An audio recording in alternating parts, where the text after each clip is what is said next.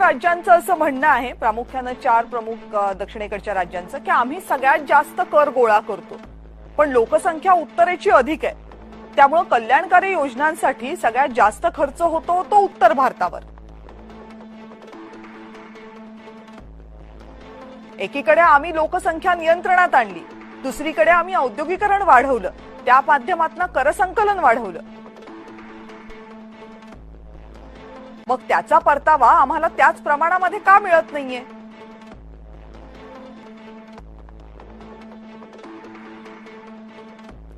चांगलं काम करून दाखवल्याबद्दल मोबदला तर सोडाच, आम्हाला शिक्षा का सहन करावी लागते? उत्तरेतील राज्यांनी त्यांचा कर स्वतः कमवावा आणि स्वतःवर खर्च करावा.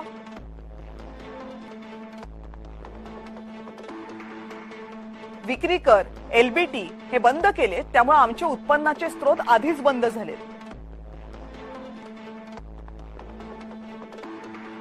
त्यातही केंद्रातून पुरेसा निधी जर येणार नसेल तर मग आम्ही आमचा खर्च कसा भागवायचा?